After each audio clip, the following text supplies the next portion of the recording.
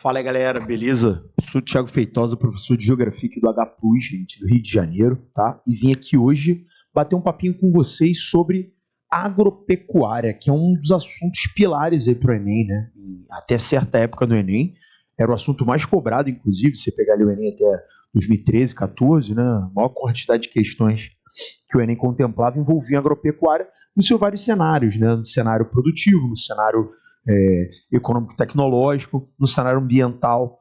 A agropecuária ela envolve uma grande gama de assuntos, né? E como é o objetivo nosso aqui, é tentar trazer numa aula um panorama geral para você conseguir absorver alguns conceitos fundamentais para você no Enem em relação à agropecuária, tá? A agropecuária, como o nome sugere, ela envolve a lógica do agro, que é a agricultura, o plantio, e a pecuária, que é o criatório com objetivos econômicos, né, gente? Então você cria animais para vender a carne, para vender os ovos, para vender, né, penas, ou tosquiar, né, o seu pelo, né, ou trabalhar ali com o seu couro. Tudo isso envolve a pecuária. E a agricultura é o plantio, onde você vai vender, né, o resultado desse trabalho, desse cultivo agrícola, como um produto também de mercado. Esses produtos, pessoal, eles são conhecidos dentro aí da geografia como commodities. Então isso aparece na sua prova e você fica às vezes meio bolado. O que seria essa ideia de commodity? A commodity é o mesmo que a matéria-prima, o material primário, ou seja, algum tipo de produto que não tenha apresentado uma, digamos, elaboração industrial. Então as matérias-primas, elas são matérias introdutórias na cadeia econômica. A indústria vai se utilizar dessa matéria-prima para poder fazer um outro produto derivado. Claro que você pode consumir diretamente, mas normalmente essa produção ela vai ser aproveitada de uma outra maneira posteriormente. O Brasil é um grande produtor agrícola internacional, ele é apelidado de celeiro agrícola, né, mundial, que é um nome que eu acho curioso, né, porque parece que a gente é uma espécie de reserva de comida do mundo. Isso é verdade, né? O grande problema brasileiro, a gente vai ver aqui ao longo da aula, é que existe uma superdependência desse tipo de negócio quando a gente fala das exportações, para manter a chamada balança comercial do país favorável, né? E isso dá às elites agrárias brasileiras um poder político e econômico muito expressivo, muito significativo. Não querendo demonizar, né, o fazendeiro ou o latifundiário, mas é compreender que quando eu tenho poucas famílias donas de estruturas enormes de terra e de produção, essa renda fica concentrada. E quando a renda fica concentrada, quando ela não gira, a economia fica estagnada, né, gente? Eu preciso do dinheiro girando, circulando, seja em forma de salários, seja em forma de investimentos de infraestrutura, seja em forma de créditos para que empresas possam ser desenvolvidas. Então, tudo isso precisa, né, de uma dinâmica, de uma movimentação. Então, o Brasil ele tem muito dinheiro, mas é um dinheiro que está concentrado nos poderes de uma pequena parcela da população. Isso é classificado como uma questão grave na nossa economia. Beleza? Mas vamos devagarzinho, vamos entender primeiro conceitualmente essa questão agropecuária. E a gente começa falando dos sistemas agrícolas. O que são sistemas agrícolas? São maneiras de você trabalhar a agropecuária, né, dentro, né, da sua prática. Então, quando eu falo, né, de uma agropecuária extensiva, eu estou falando de uma produção tradicional. Algumas provas podem chamar de produção rudimentar. O que é algo rudimentar? Algo que é menos desenvolvido do ponto de vista tecnológico, um pouco mais arcaico, um pouco mais primitivo. Você vai ter ali carroças ou arados puxados por animais, né? Você vai ter muito trabalho braçal. Você vai ter ali adubos sendo utilizados, que são adubos orgânicos, né, como estrume de animais, né, cascas de vegetais. Então eu não tenho ali uma elaboração técnico-científica tão avançada. E por isso a gente chama de produção extensiva. Não pensa muito na lógica de extensão de terra, não, tá? A galera às vezes acha que extensiva em terra grande e intensiva em terra pequena. Não. Pensa na questão tecnológica. Então, é uma atividade que concentra pouco capital tecnológico, pouca modernização, pouca inovação. Agora, a produção intensiva já é aquela moderna, já é aquela tecnológica. aquela que apresentou, pessoal, uma forte relação no passado com o que nós vamos chamar de revolução técnico-científica informacional. Que quando você vai estudar a industrialização, a gente fala muito na terceira revolução industrial, né? Mas na verdade nem é legal você se prender a essa ideia, porque a revolução técnico-científica e informacional ela é representada pela ideia de que a ciência ela revoluciona toda a tecnologia, ela revoluciona todas as relações econômicas, as relações sociais, a própria lógica da dinâmica da informação. E isso cria uma supernova de desenvolvimento, gente, que atinge o mundo como um todo. Então eu vou ter, sim, a Revolução Industrial, a terceira revolução, assim como eu vou ter a quarta, depois que a gente já está passando, mas eu vou ter inovações ligadas a todos os ramos de trabalho, de ciência, inclusive no campo, representado pela Revolução Verde. Então eu posso dizer que a Revolução Verde, que começa a rolar ali na década de 1970, é a versão agrícola da Revolução Técnico-Científica e Informacional. Então aquela grande bomba, né, de conhecimentos científicos que vão se desenvolver no século XX, que vão, por exemplo, na Guerra Fria, desenvolver tecnologias bélicas, tecnologias aeroespaciais, monitoramento espacial, é conquista da Lua, é inovação na medicina, inovação na farmacêutica, na cosmética, na ciência e no campo. O campo começa a se modernizar. E aí, galera, aquela lógica tradicional, ela vai ficar completamente discrepante, diferente da lógica moderna tecnológica, da lógica ligada ao que vamos chamar agora de um agribusiness. O que é esse agribusiness, né? Traduzindo aí do inglês sem vergonha que eu estou pronunciando, é o agronegócio, um negócio capitalista ligado ao agro, ligado a esse agro novo. O agro é tech, o agro é pop, o agro é tudo. Você já viu isso aí na propaganda da televisão? O que é essa ideia? É a ideia de você perfumar o agro agora com uma roupagem, com uma característica de inovação. Você começa a trabalhar, pessoal, dentro de um agronegócio muito mais extenso do que apenas agropecuária. Agropecuária, como eu falei, é o plantio e o criatório, beleza. Mas peraí, tem um monte de atividades que vão vir antes desse agronegócio. E um monte de atividades que vão vir depois desse plantio e criatório. Por exemplo, antes, são atividades que a gente diz que vieram a montante, que vieram previamente ao plantio e criatório. Por exemplo, bancos que vão financiar créditos para esse setor agropecuário, produção de máquinas que vão atender a esse agronegócio, universidades e centros de pesquisa que vão criar tecnologias que o agronegócio vai utilizar, rações animais, vacinas animais, suplementos alimentares para engordar o gado. Tudo isso eu estou falando de quê, gente? De tecnologias que vêm antes. Antes da agropecuária acontecer, eu tenho atividades. Produção de sementes transgênicas, aí vem a biotecnologia, que é um ramo científico. Produção de fertilizantes químicos, de adubos, de defensivos, que são os agrotóxicos. Tudo isso vem aqui a montante. Você percebe que eu tenho um monte de emprego, um monte de atividade econômica que está acontecendo antes do plantio criatório, gente?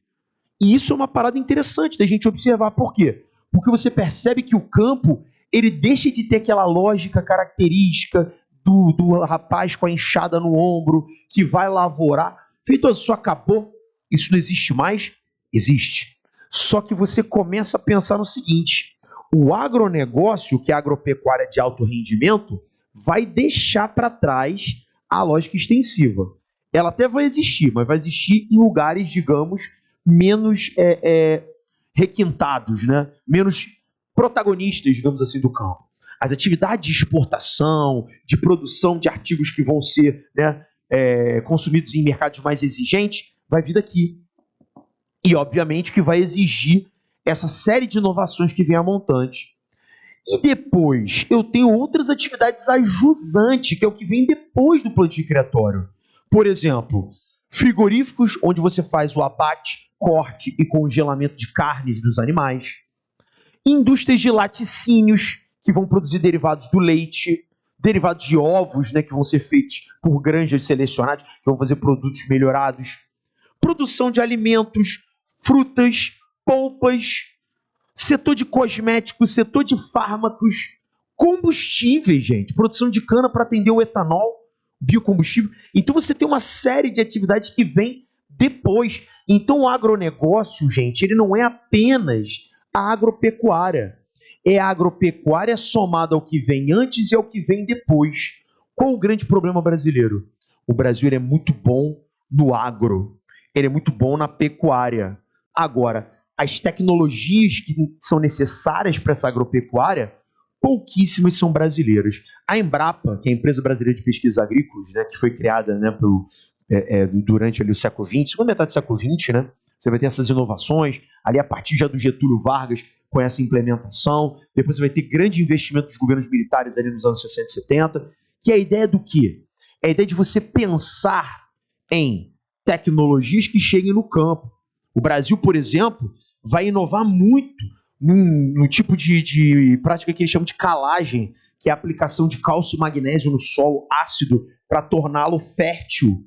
E todo esse corredor agrícola que a gente vai falar daqui a pouquinho, do interior, do centro-oeste, vai se beneficiar disso. O solo no centro-oeste ele é péssimo, o solo de salmourão, um solo ácido, um solo que ele é muito desgastado, ele tem pouquíssimos nutrientes. Eu vou corrigir esse solo, o pH do solo, eu vou adicionar um fertilizante, um adubo químico, e esse solo vai se tornar fértil, produtivo. E eu tenho ali hoje o maior corredor agrícola do Brasil, numa área que foi viabilizada por quê, galera? Por causa da modernização. Então o Brasil tem, né, as suas tecnologias. A Embrapa é importante. Agora, galera, não se enganem. A maior parte das máquinas, dos insumos, dos fertilizantes, adubos defensivos, das sementes transgênicas, elas vêm de atividades a montante que não são desenvolvidas no Brasil, que são desenvolvidas lá fora.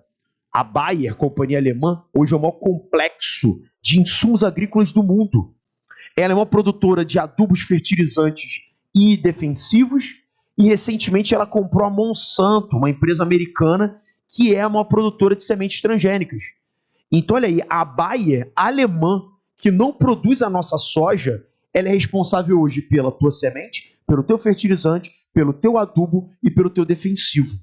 Então, nós somos um país da agropecuária, porém dependentes de tecnologias que não são nossas. Então, isso é considerado um problema. E, aliás, né, pessoal, esse problema atinge todos os setores econômicos do Brasil. Né? As nossas indústrias dependem de tecnologias que não são nossas. Né? Essa sala de aula está tendo aqui agora aula por uma câmera, né, e equipamentos eletrônicos que não são fabricados no Brasil. Né? Uma loja, uma padaria, né, uma empresa dependem de tecnologias que a gente não domina e por isso elas são caras, elas são dolarizadas, porque o dólar é uma moeda de cunho internacional, que acaba, né, influenciando no preço, no custo da tecnologia. O iPhone entra no Brasil caro, por quê? Porque ele é cotado em dólar. Só que a máquina agrícola entra no Brasil cara, o defensivo e a semente transgênica entram no Brasil caros, porque você tem uma dependência de importação em dólar. Então eu tenho que fabricar aqui, eu tenho que começar a pensar em ser o país do agronegócio. Isso aqui, gente, vai gerar oportunidade para você em empresas de engenharia, empresas de biotecnologia, empresas de química, setores ligados aí a diversos tipos de tecnologias diferentes. Então tudo isso é importante o Brasil pensar. Hoje, pessoal, esse campo ele se organiza nos chamados complexos agroindustriais, que a gente chama de CAIs. Aliás, tem um termo horrível em livro de geografia que eu não gosto muito, mas que aparece às vezes, então eu tenho que mencionar, que é a ideia da caificação do campo. O que é caificação do campo? É quando o campo está se adaptando cada vez mais a essa lógica do agroindustrial. Como assim, Feitosa?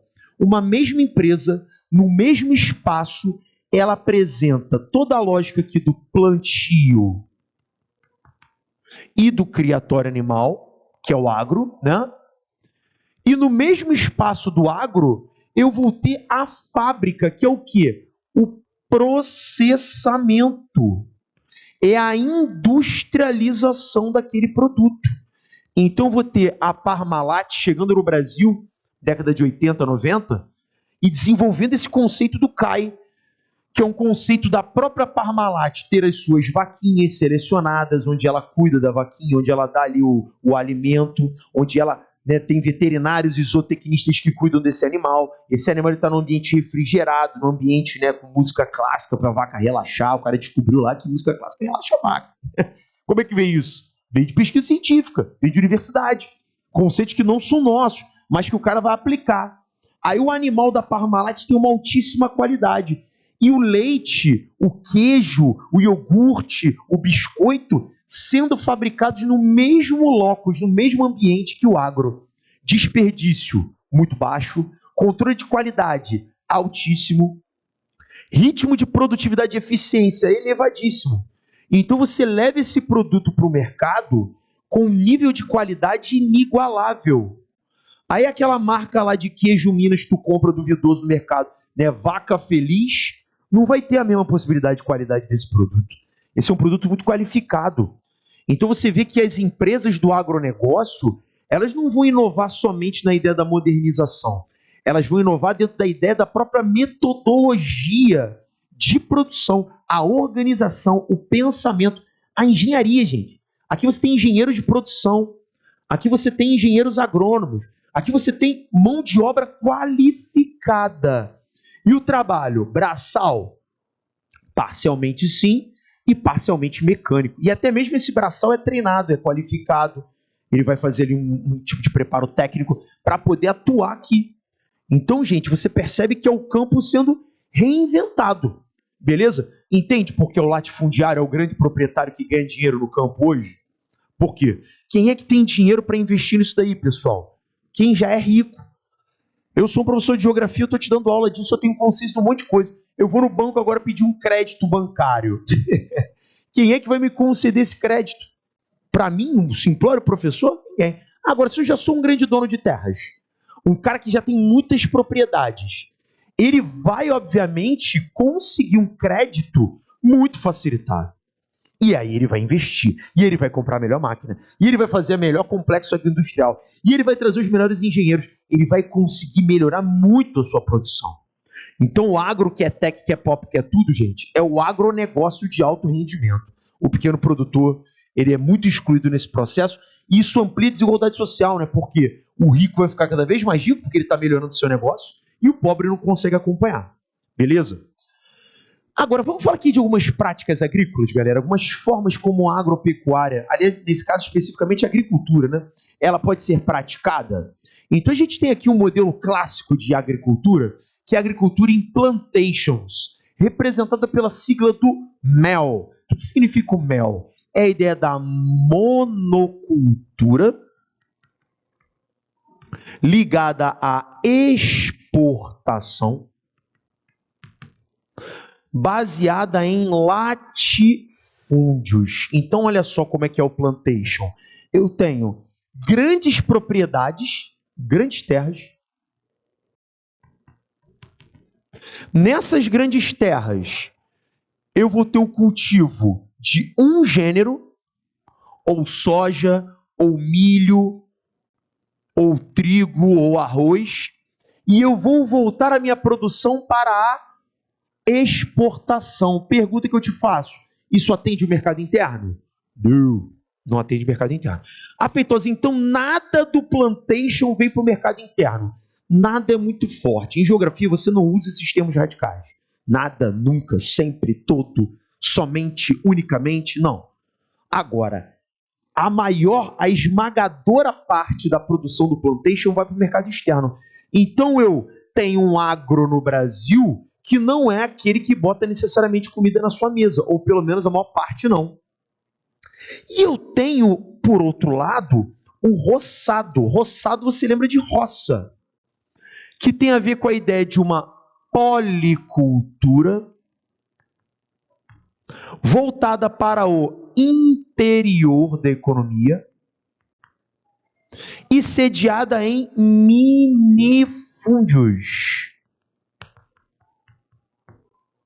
que são pequeníssimas propriedades. eu falo de policultura, pessoal, eu estou falando de vários gêneros. Então eu estou plantando várias coisas ao mesmo tempo. Quando eu falo desse interior, significa que eu estou atendendo ao mercado interno. Significa que eu estou pensando nos alimentos que chegam até você. Então você vai lá num sacolão, você vai lá no hortifruti, você vai no mercado. Eu estou falando de produtos que vieram de pequenas rocinhas, de pequenas fazendas, ok? Então esses produtos, eles conseguem chegar mais à pessoa que mora dentro daquele país. Muito mais do que os produtos que vêm do plantation, que são mais sofisticados e mais caros. E eles são plantados em pequenas propriedades. Então eu vou precisar de vários pequeninos produtores juntos para produzir esses alimentos que chegam até a sua mesa. Então quem é importante para a tua alimentação? É o cara da roça. E esse cara da roça, ele conta com quanto de incentivo? Muito pouco. Porque o incentivo ele vem para o plantation. Desde quando? Desde sempre. Essa oposição é a grande base da desigualdade que existe no campo. Beleza, galera? Essa dualidade é muito importante a gente frisar. Beleza? Agora, no campo, pessoal, a gente tem algumas práticas específicas. Essas aqui são dois grandes agrupamentos, vamos dizer assim, né? Mas, por exemplo, tem fazendas no campo que trabalham com rotações de terras. Como é que é a rotação de terra? Num período eu vou plantar numa metade da terra e vou deixar outra metade descansando, que é o que a gente chama de pousio. Plantei, colhi. O que eu vou fazer agora? Na próxima lavoura eu inverto. O lugar que plantou, que descansou, perdão, vai plantar. O lugar que plantou vai descansar. E eu fico fazendo isso por quê? Porque como eu não tenho dinheiro na minha roça para poder investir em muita tecnologia, eu tento utilizar alguns métodos para não desgastar o solo. Então sempre eu permito que os nutrientes do solo vão se renovando. Claro que eu vou usar ali um tipo de adubo, um adubo orgânico, até porque eu estou falando de uma produção tradicional, né, gente? Extensiva. E eu tenho a rotação de culturas, que ficou muito famosa na Europa, né, durante muitos séculos, já existe há muito tempo, que é uma rotação onde a gente vai fazendo um rodízio. Normalmente você usa múltiplos de 4, por quê? Eu tenho aqui, por exemplo, se S eu representei a soja, o M representei o milho.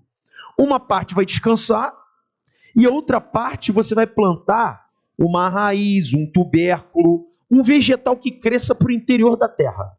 Ele não cresce para o alto, ele cresce para o fundo. E quando ele cresce para o fundo, ele fixa nitrogênio no solo, que é um fertilizante natural. Olha que maneiro. Na próxima lavoura, pessoal, eu vou trazer o milho para cá e ele vai pegar um solo nitrogenado, um solo enriquecido naturalmente pelo vegetal que ele foi plantado. A soja vai para onde o solo descansou. Então você percebe que a lavoura de soja e a lavoura de milho vão pegar solos descansados e renovados em nutrientes, o que dá para eles uma condição interessante de produtividade no longo prazo, né? Eu vou colocar o tubérculo onde estava a soja, então eu vou repor os nutrientes, e eu vou descansar o solo onde estava o milho, também dando repouso naquela terra. Então eu consigo, gente, plantar, na Europa, por exemplo, você tem terras que são cultivadas ininterruptamente já há 400 anos, porque os caras vão fazendo rotação de cultura. Só que para isso daqui, gente, eu tenho que ter uma coisa chamada escola rural, escola agrícola. As pessoas precisam aprender técnicas agrícolas. Mesmo que elas não sejam tão refinadas, como a gente viu aqui no agronegócio, você acaba tendo ali possibilidade do cara preservar a sua própria terra, né? Você tem lugares no Brasil até hoje que as pessoas queimam as suas terras após a lavoura, acreditando que estão ali renovando o nutriente do solo. E o pior, eles estão danificando o solo, matando biodiversidade, micro-organismos. Então é uma parada que é importante a gente frisar, ok? Tem recebido aí um destaque nos últimos tempos as tais lavouras orgânicas. O que é o cultivo orgânico, gente? A plantinha, o vegetal, não tem contato com o solo. E tem um plus. Você utiliza poucas substâncias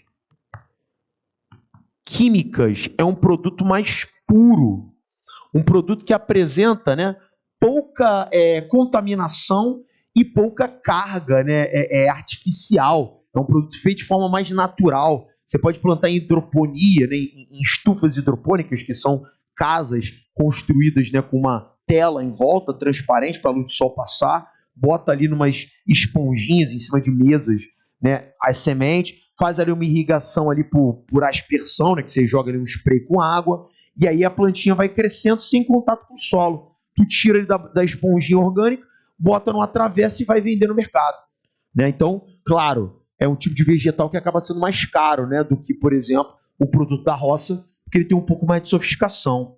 Lá na Ásia eles usam muito a aeroponia, né, que é botar essa tela suspensa e as sementes sobre essa tela, depois fica jorrando ali esse jato d'água enriquecida com nutrientes, e aí o vegetal vai crescendo de forma suspensa, as raízes ficam penduradinhas, é muito bonito, né, assim, como se fosse uma tela suspensa, parece rede de circo, né, e fica ali no alto, sem contato com o chão, sem substâncias químicas pesadas. Então você vê que é uma prática nova, moderna, de custo menor do que esse grande agronegócio que a gente vê aqui, e que, né, se você tivesse um mínimo de linha de crédito para o pequeno agricultor, já conseguiria fazê-lo, né, plantar de forma mais sofisticada.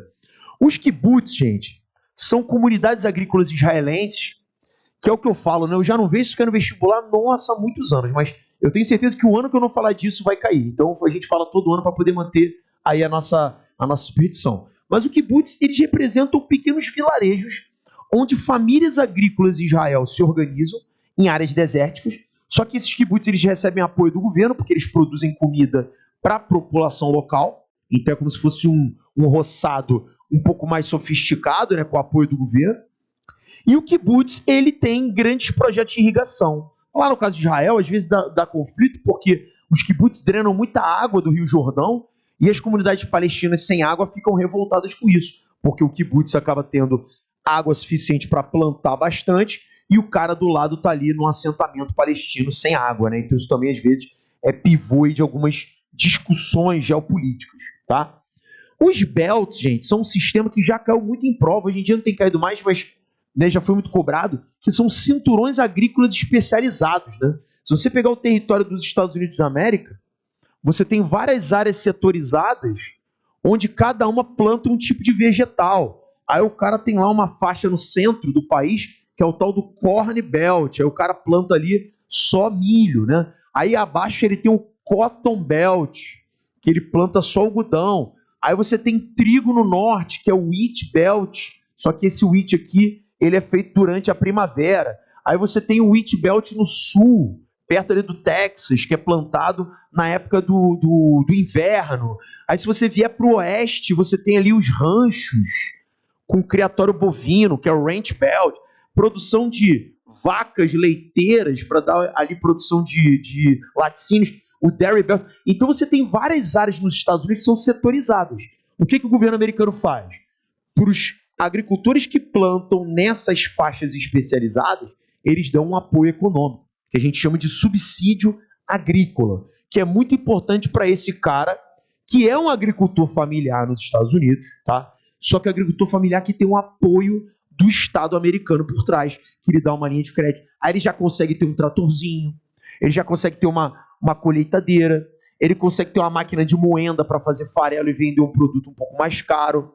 Então ele consegue ter um pouco mais de substrato financeiro para poder conduzir a sua vida. Por isso que nos Estados Unidos você tem uma parada muito interessante, que é a classe média rural. Tu vê muito isso em filme de sessão da tarde, né? Cidadezinha do interior, o cara mora lá numa casa que tem um milharal no fundo, aí ele tem um celeiro, tem a caminhonete vermelha, ele trabalha com o filho dele lá pegando, né, o milho.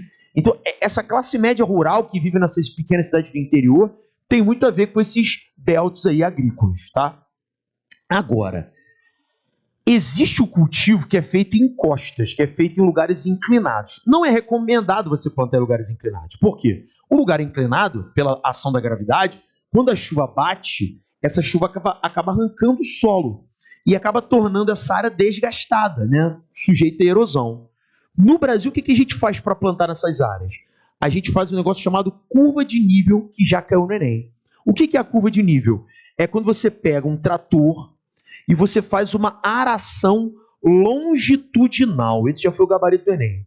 Você pega o morro de leste a oeste, vem com um tratorzinho ali e vai passando o trator. O que você está fazendo ali no solo? Você está arando o solo, você está revolvendo o solo.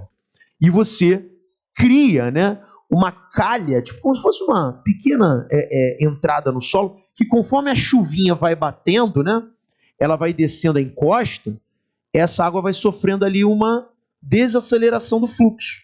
Ela desce mais lenta. E com isso você consegue plantar mesmo no morro.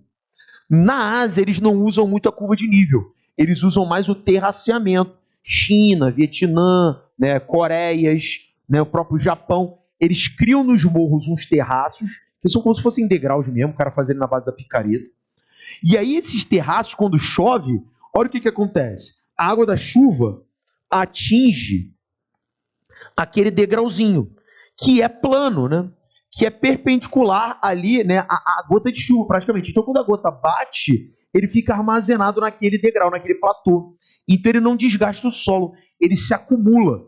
Ele fica ali, inclusive, como se fosse um terreno alagadiço mesmo, né? Com terra muito fofa. A galera usa isso aí para plantar arroz, né? Fazer a tal da risicultura, que é quando você vai ali trabalhar o arroz manualmente nesses terraços inundados, né? Então, é um tipo de técnica interessante, porque permite você plantar em áreas inclinadas, tá?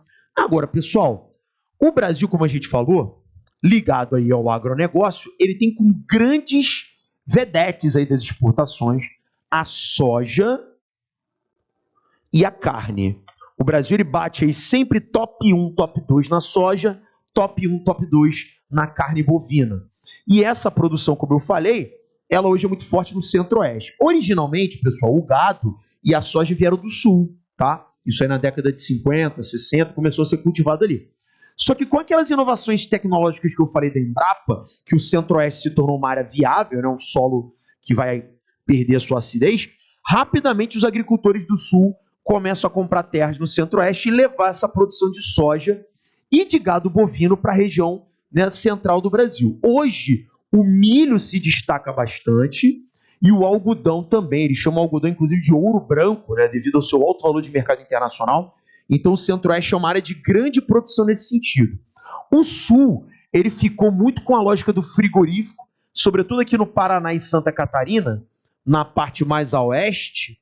Você tem ali a presença da cidade de Chapecó, por exemplo, Santa Catarina. Você tem ali um monte de frigorífico, marcas como Friboi, BR Foods, Marfrig, usam ali essa região para abater animais, criar ali o corte específico que vai ser consumido lá fora, congelar essa carne para vender, né? Eles fazem até uma prática que eles chamam de invernada. Eles criam um animal no centro-oeste e aí depois eles levam ou para Minas ou para o sul para ter aquele ano final ali, né, onde o animal vai comer bastante para engordar e ser abatido. Então, é um tipo de... Eles chamam de polo de produção de proteína animal, mais conhecido como carne, né, gente? Tanto suína como galinácea e bovina, tá? O Rio Grande do Sul é muito forte no arroz, no tabaco e nas uvas, inclusive a produção de vinhos do Brasil fica no Rio Grande do Sul, assim como de fumo e arroz também, tá? Só que como a gente está falando dele no centro-oeste, como essa produção ela fez o agro ficar muito rico, sempre você está procurando novas terras para poder expandir esse agronegócio. Então houve ali nos anos 70, a partir dos anos 70, uma forte expansão para a Amazônia, que inclusive foi gerando muito desmatamento nessa borda sul, que pega ali os estados, né, de Rondônia, o sul do Amazonas, o sul do Pará e, sobretudo, aqui o Tocantins, numa região chamada de Bico do Papagaio, que já caiu no Enem também, e é classificado como a área mais conflituosa por terras no Brasil. Por quê? Todo mundo está querendo vir para cá. Por que todo mundo está querendo vir para cá, gente? Porque aqui fica o maravilhoso Mapitoba. O que é o Mapitoba? É a abreviação de Maranhão, Piauí, Tocantins e Bahia, onde hoje eu já estou produzindo aproximadamente 25% da soja nacional. Feitosa, mas tu não falou que a soja é feita ali no Mato Grosso, Goiás, Mato Grosso do Sul? Sim, só que tem o seguinte, essa soja daqui, pessoal, do Centro-Oeste, ela tem graves problemas de escoamento. A saída dela para o exterior, lembra que eu falei que a exportação é o objetivo principal? essa saída ela precisa vir para Paranaguá, no Paraná, e de Paranaguá ela sobe para a Europa, ela sobe para os Estados Unidos, ela passa pelo Canal do Panamá para ir para a Ásia, então é um rolê meio longo, além do que o trajeto é de caminhão, isso encarece muito a soja. O que os caras do Mapitoba eles começaram a se ligar? Se você plantar mais soja aqui, essa soja pode sair pelo porto de Itaqui, no Maranhão, rapidamente chegando ao Canal do Panamá, vindo aqui para o Pacífico, ou subindo para os Estados Unidos e para a Europa. Você já economiza aí, digamos, meio rolê, né? Você já consegue ter aí, né, uma facilidade maior de acesso que barateia o custo. Alguns falam que a saca de soja pode ficar até 70% mais barata se você realizar esse tipo de deslocamento. Então o interesse no Mapitoba hoje já é muito forte, tá? Mapitoba, claro, pega os estados nordestinos e o Tocantins, que é do norte.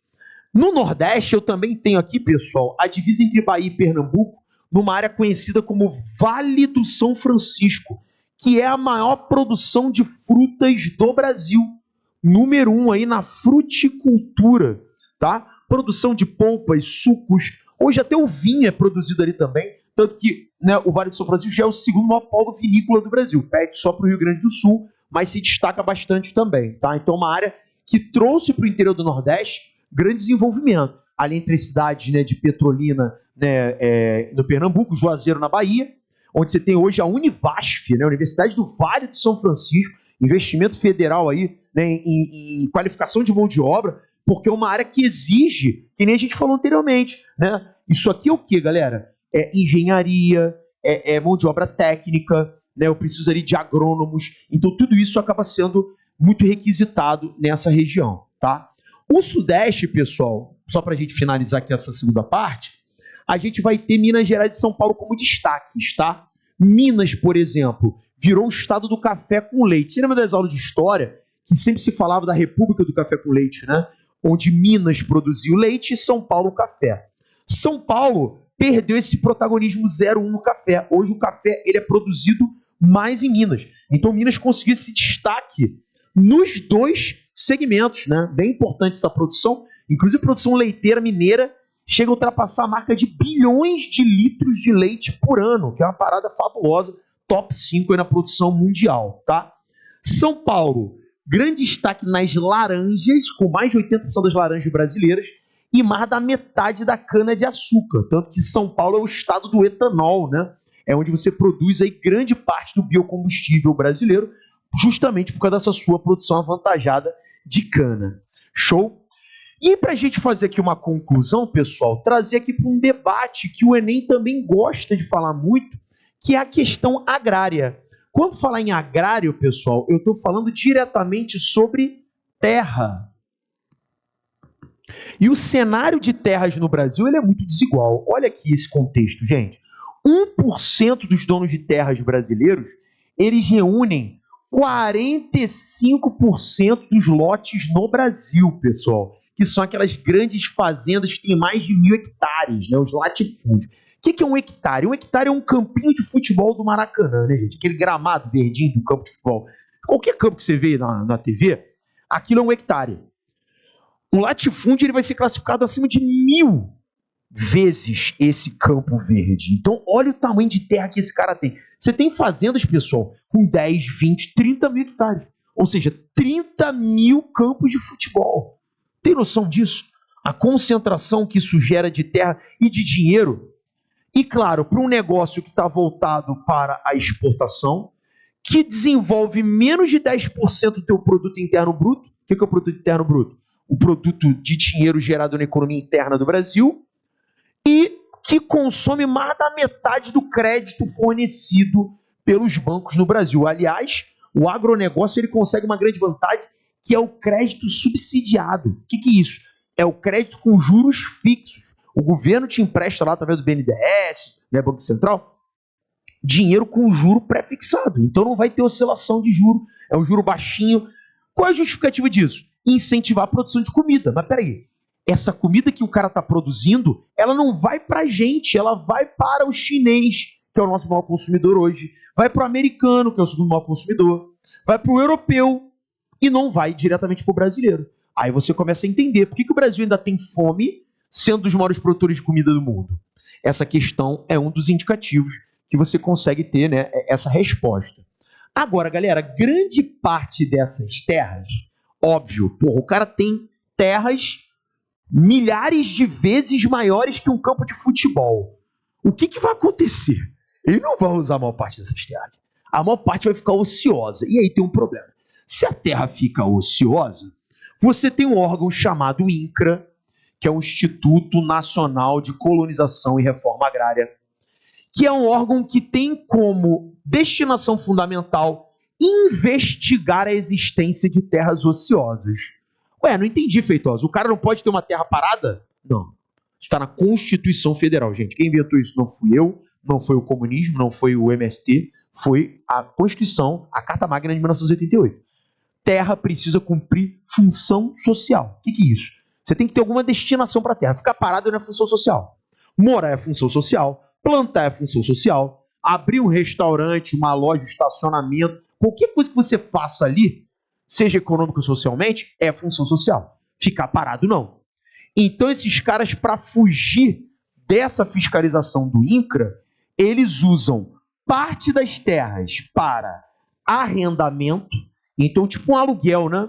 O cara aluga ali por um valor fixo por mês a terra para um outro agricultor que não tem a terra. Claro que outro agricultor não vai ter terra, pô. O proprietário rural de grande porte tem metade das terras do Brasil, sobra poucas terras para os demais moradores do campo. Então, o cara pode alugar a terra de um latifundiário. É o que a gente chama de arrendamento. Ou ele trabalha num sistema de meação ou parceria.